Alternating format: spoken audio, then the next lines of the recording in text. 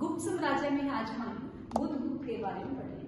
जो बुधगुप्त था, इसका जो शासन काल रहा 476 से 495 एडी तक इसका शासक काल मानते हैं, लेकिन कुछ अभिलेखों में इसका कार्यकाल 477 भी माना जाता है।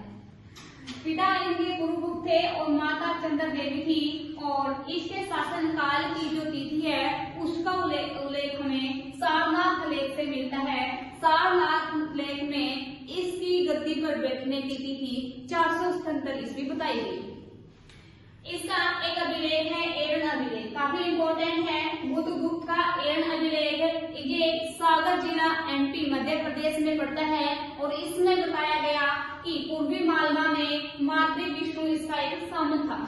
मातृ विष्णु पूर्वी मालवा के अंदर इसका सामंत था।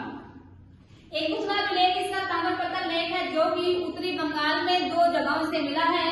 एक था दामोदरपुर, दूसरा था पहाड़पुर।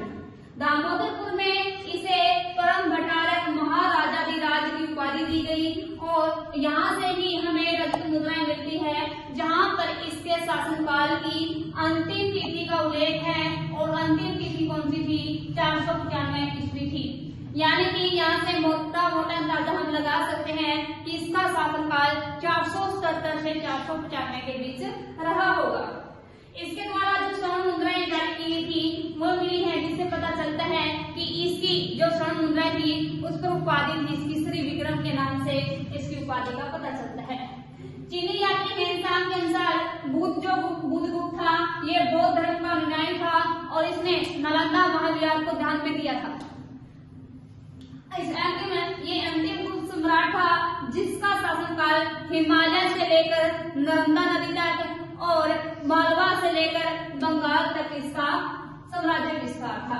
इसके बाद इस साम्राज्य में हीनता आने लगी, या हम कह सकते हैं कि अयोग्य शासकों के कारण साम्राज्य का विस्तार नहीं हो पाया और साम्राज्य में संकोचन आया।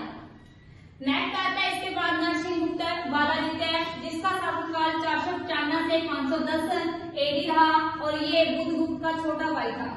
बिक्री मुद्रा लेख में इसकी माता का नाम चंद्रदेव बताया गया, और इसके समय गुप्त साम्राज्य 3 भागों में बटा हुआ था। अकेले का शासन गुप्त साम्राज्य के अंदर इसका नहीं था। इसके शासनकाल में इस 3 साम्राज्यों में बटा हुआ था, मगध, बंगाल और मालवा। मगध में एक पुत्र था नरसिंहगुप्त यानी, और इसी के समय हुन शासक था, मिहिरपुर ने आक्रमण किया था और इसको पराजित किया बुधगुप्त ने। बुधगुप्त के साथी था ये बुधगुप्त और नरसिंह बालादित्य, यानी कि इसको पराजित किसने किया था? नरसिंह बालादित्य के द्वारा इसे पराजित करके बंदी बनाया गया, और बंदी बनाकर इसकी माता के कहने पर इसे वापस छोड़ दिया गया। आगे जाकर ये भानुगुप्त पर आक्रमण करेगा। बंगाल में वेल्यगुप्त था और मालवा में भानुगुप्त था।